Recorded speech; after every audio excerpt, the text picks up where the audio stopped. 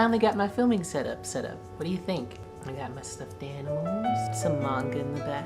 My setup is so cool. Now that I have my desk / film setup finished, I can put out more sit-down videos like this more consistently. Don't worry though. For anyone that enjoys the bathroom chats, those will still happen as life events occur. For today's video, I wanted to talk about how to move out of your parents' house if you're trans or maybe you're gay or somewhere in the LGBT community. I want to break this video down into 2 sections. My story, then general advice that you should take. If you want to skip straight to the tips and advice, you can go here. My #1 piece of advice, and this is what I did, go to school. I'm not saying it's the best decision. I'm not saying it's the most financially sound decision. I'm just gonna tell you what I did. Growing up, my parents always encouraged me and my siblings go to college and get a degree. My parents gave me all kinds of suggestions like, oh, you should go to this university so you're close to your grandma. I knew that I wanted to wear dresses and wigs. Picking a college that was not close to any family members seemed like the right thing to do. In undergrad, I ended up settling on a school that was 3 hours away, close enough that my parents could get to me if they needed something, and far enough away that they wouldn't just pop up on a random day because they wanted to see me. During that time period, I really played Hannah Montana with my parents. I would leave my parents' house dressed as a boy, drive halfway to school and pull over and change, and then go the rest of the way to school dressed like this. The most difficult part about doing this is figuring out where you're gonna go for the summer and figuring out what to do with all of the gender affirming stuff you collected over the school year. I had a duffel bag, and this should just tell you how far I was able to get in my social transition at school. I had 1 duffel bag with all of my girl clothes and my 1 wig. And when I would come home, I would take that duffel bag and stick it under my bed. Once I decided that I wanted to medically transition, I was like, okay, I need to go far, far away. So I went to a grad school that was 14 hours away by car. I'm not sure how far it is by plane, but my parents don't fly. That gave me enough security to where I'm not just in school, I live here now. I went home, home, maybe once a year. So by the time that my parents realized that I was medically transitioning, I had been medically transitioned for a while. If you're still in high school watching this, start studying now, because the higher your grades are, the more scholarship money you can get, and you don't have to take out student loans. I didn't get any scholarships when I went to school, the first or the second time. So I took out student loans, and not ashamed about it. I accomplished my goal, and that's why I said this may not be considered the most or the best financial advice. Now, how I did it. Basically, I worked on campus up until I could become a resident assistant, and then I became a resident assistant, and I made my money that way. Becoming a resident assistant was one of the best things that I could have done in terms of helping my social transition in undergrad, because they gave me a lot of leeway in terms of, hey, I can't take this to my parents' house. Can I leave this here? Or, hey, I don't want to go home over this break. Can I come back early? Can I stay? I made and maintained really good relationships with the resident life staff at my undergrad school. I don't know if they still watch this. If any of you all still watch this channel, I love you. And thank you for that, because I would not be where I am today without you. I had to miss out, honestly, on some of the things that my peers did and some of the things that I wanted to be a part of, because I knew I need enough money to have a whole new wardrobe, a whole new, I gotta get all of these things for my transition. And eventually I have to be able to live somewhere on my own, because the moment my parents find out about this, it's boot to ass. I am out of here. They are gonna kick me out. I think over the course of my undergrad college career, I saved $11,000. I was busting my ass.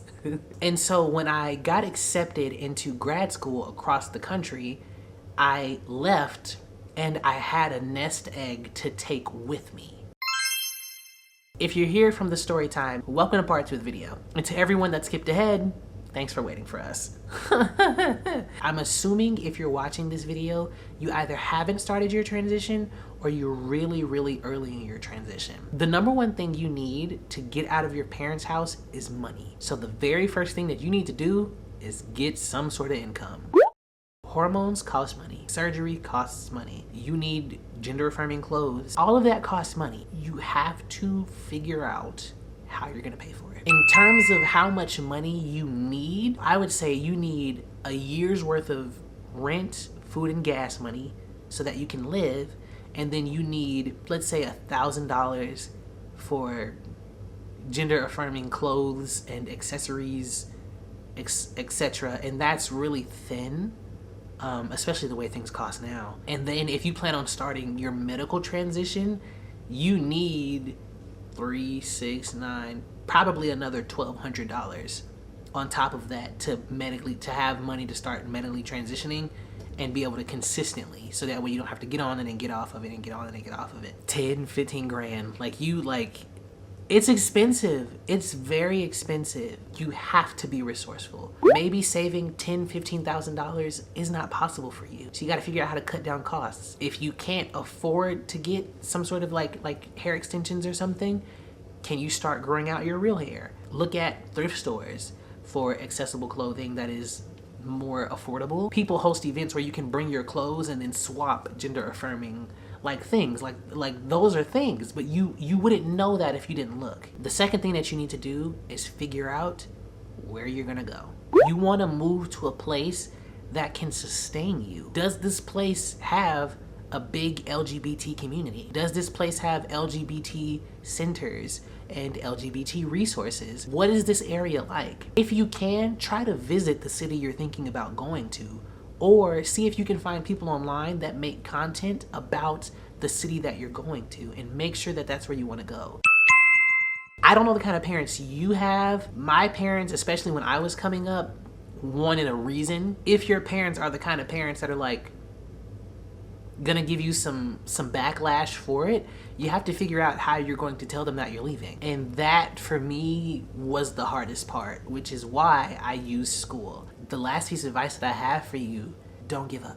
I remember being in high school and being so sad because I felt like my life was passing me by. And I remember being in early college and feeling like everyone else is able to just be normal. We're not normal.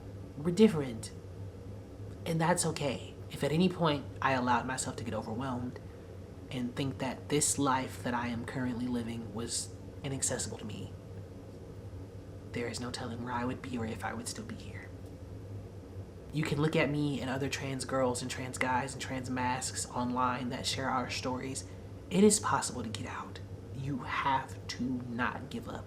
I would like this video to be a resource, so if you're watching this and you live in a city or a state that is for the girls and for the gays and the theys and the thems, drop down below where you live, possible resources that people can use. I think now more than ever, especially with everything that man is doing in office, it is so important for us to connect with each other.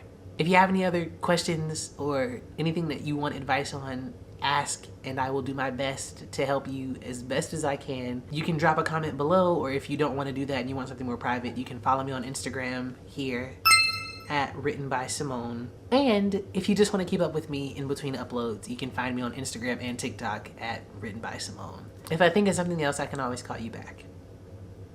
All right. Well, other than that, I will catch you guys in my next one.